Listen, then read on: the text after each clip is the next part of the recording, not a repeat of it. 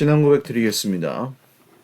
전능하사 천지를 만드신 하나님 아버지를 내가 믿사오며 그 외아들 우리 주 예수 그리스도를 믿사오니 이는 성령으로 잉태하사 동정녀 마리아에게 나시고 본디오 빌라도에게 고난을 받으사 십자가에 못 박혀 죽으시고 장사한 지 사흘 만에 죽은 자 가운데서 다시 살아나시며 하늘에 오르사 전능하신 하나님 우편에 앉아 계시다가 저리로서 산자와 죽은 자를 심판하러 오시리라.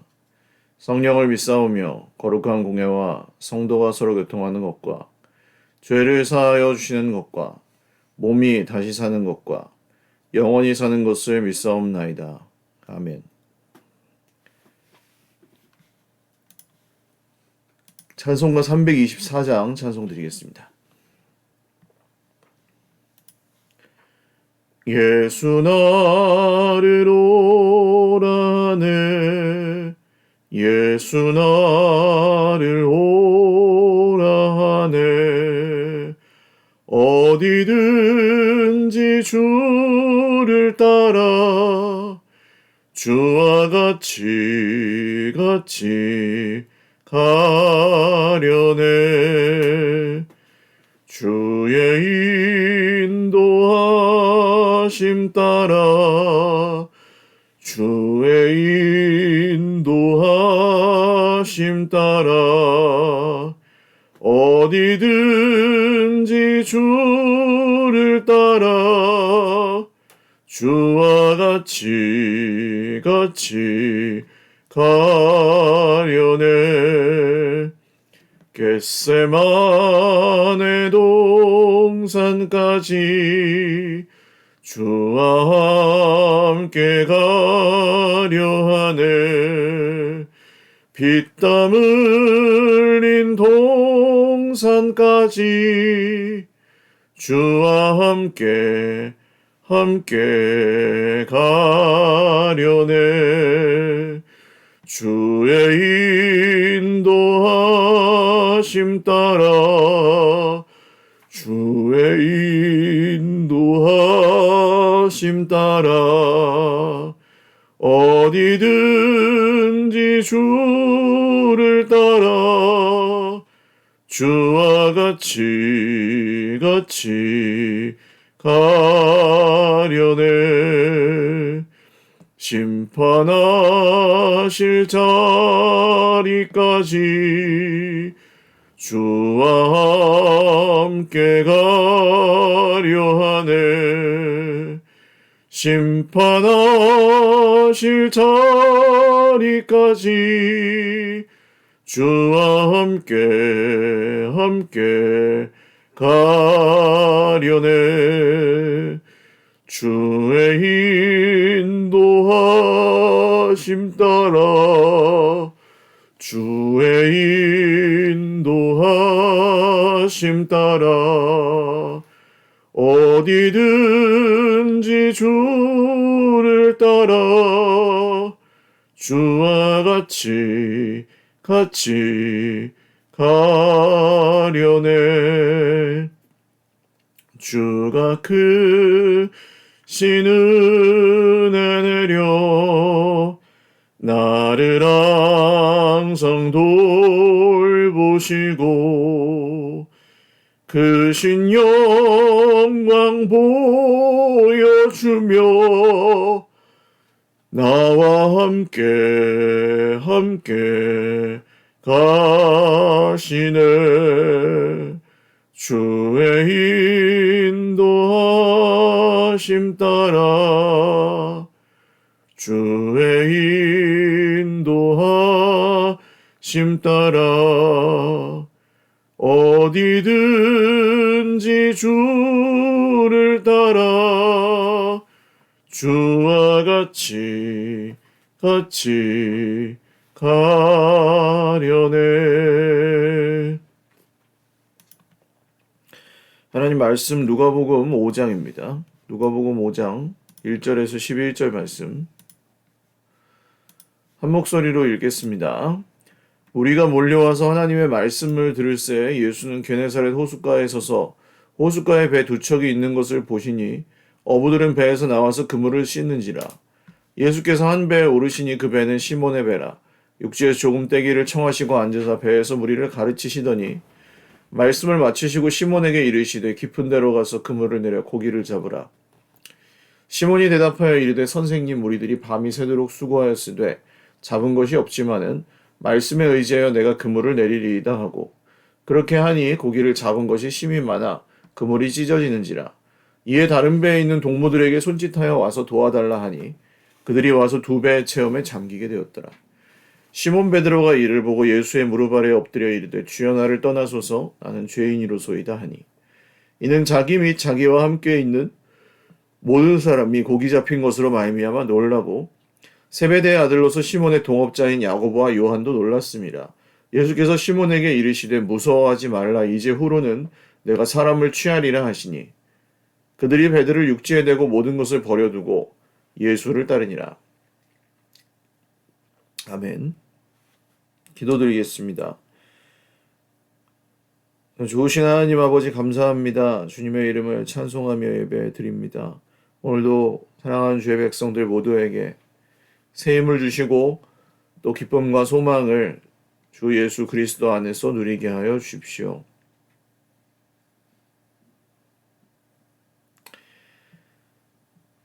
이 나라 이 민족을 긍휼히 여겨주시고 한국교회가 마지막 때에 주님의 부르심의 소망을 더욱 굳건하게 하는 사명들을 감당하는 공동체로 계속해서 잘 세워져 갈 수 있도록 은혜 내려 주십시오. 오늘도 우리에게 말씀하여 주실 때 그 말씀이 우리의 심령 가운데 잘 박힌 못처럼 박히고 새겨져서 뿌리 내리고 순종할 때 주님께서 주시는 은혜와 복을 넘치게 부어 주십시오. 감사하옵고 예수님의 이름으로 기도드립니다. 아멘. 할렐루야. 오늘도 하나님의 은혜와 평강으로 풍성한 하루 누리시기를 바랍니다. 제자들을 부르셨던 사건입니다. 다른 복음서와 같이 본다면 이날이 꼭 베드로를 처음 만나신 날은 아니었을 것으로 추정합니다. 왜냐하면 요한복음에는 베드로의 형제 안드레가 예수님께 베드로를 데려오는 장면이 나옵니다. 그리고 그 이후에 다시 예수님을 만났던 것으로 오늘 말씀이 이제 두 번째인지 그보다 더 많이 만난 것인지 알 수 없으나 어쨌든 오늘 이 베드로의 상황은 여러 번 이 말씀을 아마 보셨던 기억이 나실 거예요. 빈 그물이 베드로의 상황을 말해줍니다. 밤새도록 고기를 잡았지만 한 마리도 잡지 못하고 그의 인생이 마치 빈 그물처럼 여겨지는 그런 상황이었겠죠. 만선은 아닐지라도 밤새도록 노력을 하고 그물을 내렸으면 한두 마리라도 잡아서 식구들 입에 풀칠이라도 해야 되는데 전혀 그 수고에 아무 보상이 없는 그런 상황이었습니다. 굉장히 허무한 마음도 있었을 것이고 그래서 그 새벽, 그 아침에 배에서 나와서 그물을 손질하고 있는 중이었습니다. 그런데 예수님은 수많은 사람들 사이에서 말씀을 전하시다가 아마도 베드로의 배에 물론 이 배에 오르신 목적이 이 청중들을 좀 떼어놓고 바닷가에 이제 모래사장에 청중들이 있으면 예수님이 배에 오르셔서 말씀을 전하시는, 그러니까 막 에워싸서 밀고 당기고 하면 그 예수님 말씀을 전하시기 어렵잖아요. 그래서 이렇게 하신 것도 있고 또 베드로의 배이기 때문에 오르셨던 것 같기도 합니다. 배에서 무리를 가르치시기 시작하셨는데 이 말씀을 다 마치시고 배에서 곧바로 내리지 않으시고 이 베드로에게 깊은 데로 가서 그물을 내려 고기를 잡으라. 예수님께서 이 배에 타셨다는 것은 베드로와 미리 안면이 있었던 것으로 추정을 할 수도 있죠. 그래서 이제 부탁을 했더니 베드로가 그걸 들어주는.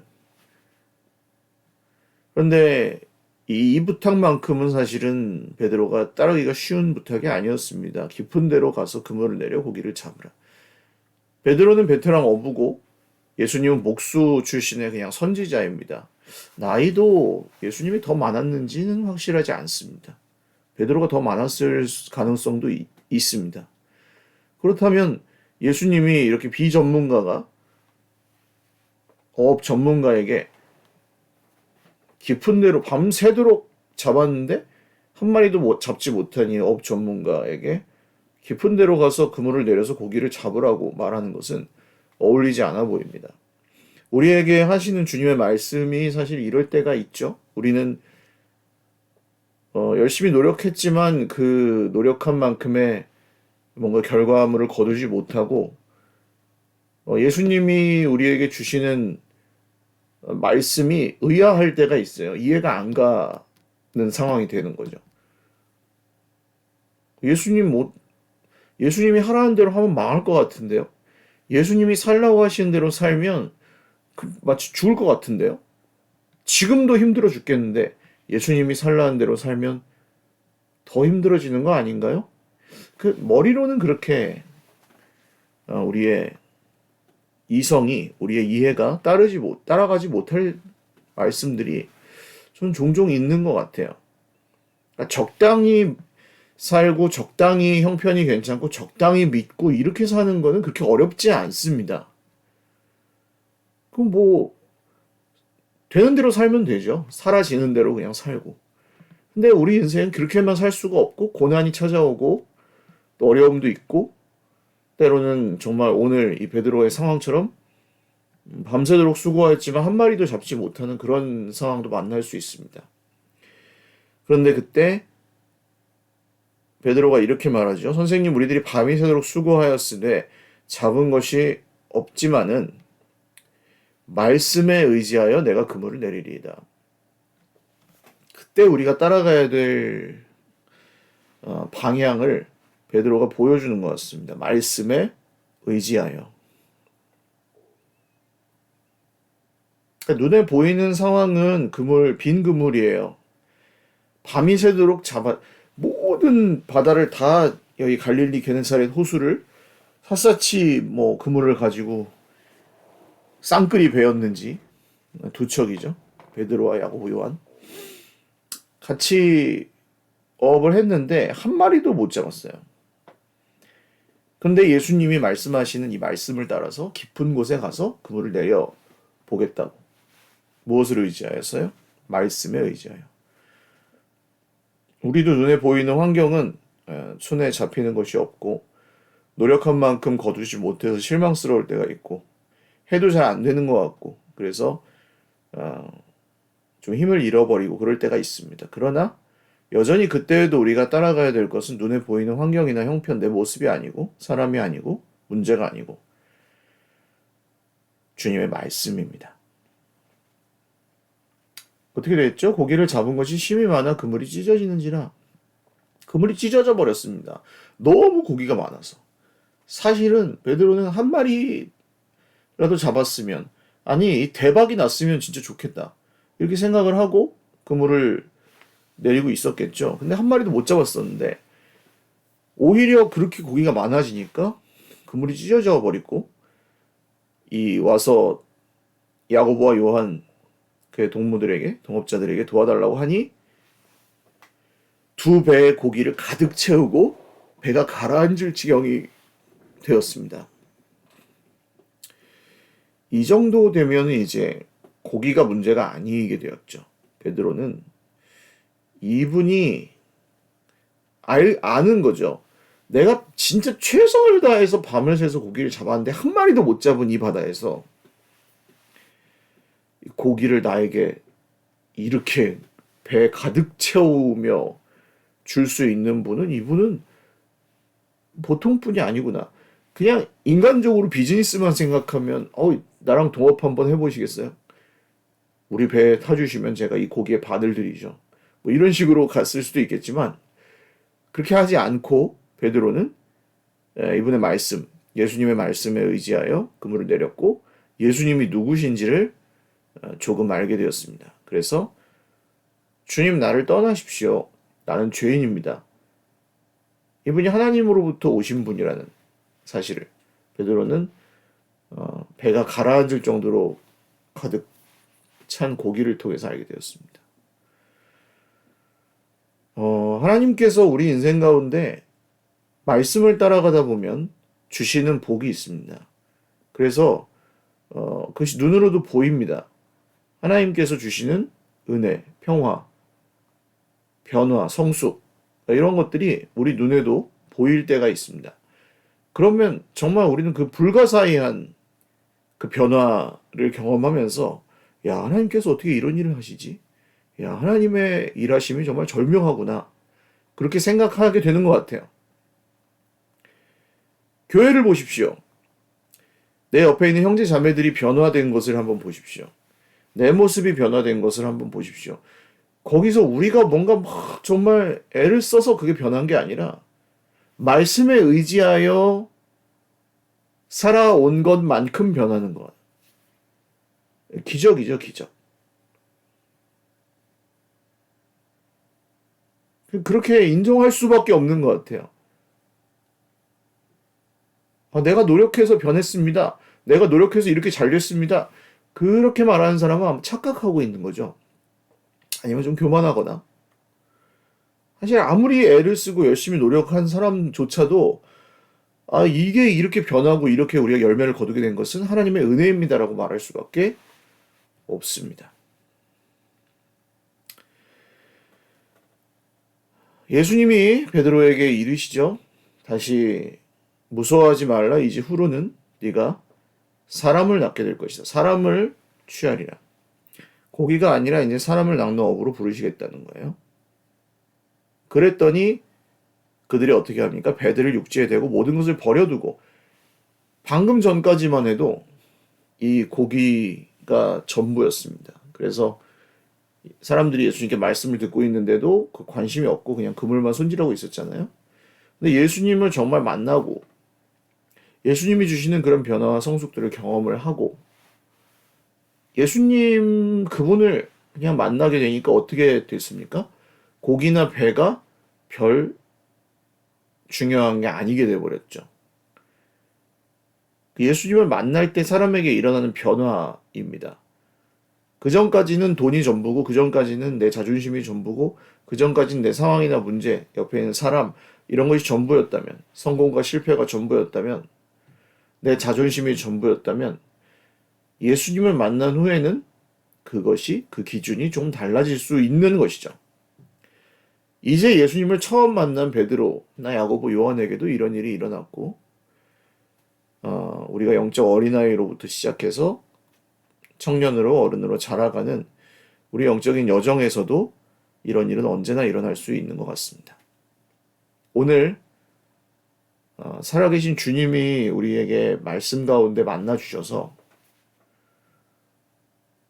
우리가 정말 중요하게 생각했던 어떤 문제나 눈으로 보이는 어떤 사실이나 우리를 힘들게 하는 사람이나 우리의 혹은 성공이나 실패, 우리가 이기고 지는 문제, 이 모든 것들을 바라보는 기준이 좀 달라지실 수 있으면 주님을 만나서 그런 것들을 보는 기준이 달라지고 그런 것들을 내가 받아들이는 마음가짐이나 태도가 달라진다면 사실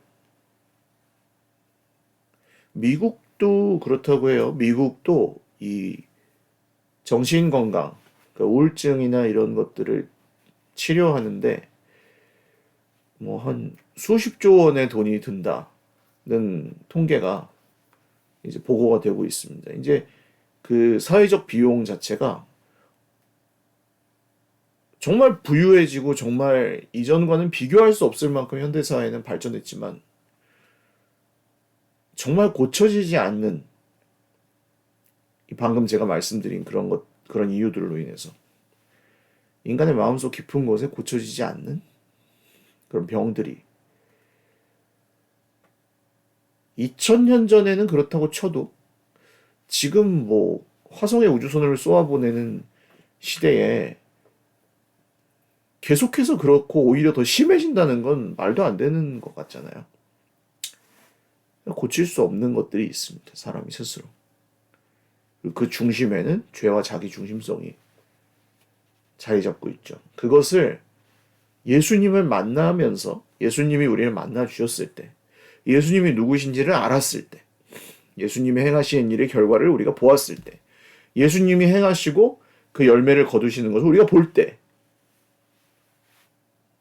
나을 수 없는 인간의 깊은 곳에 있는 그 마음의 평, 죄와 자기 중심성의 문제들이 해결될 수 있는 것 같습니다. 베드로와 야고보와 안드레와 요한은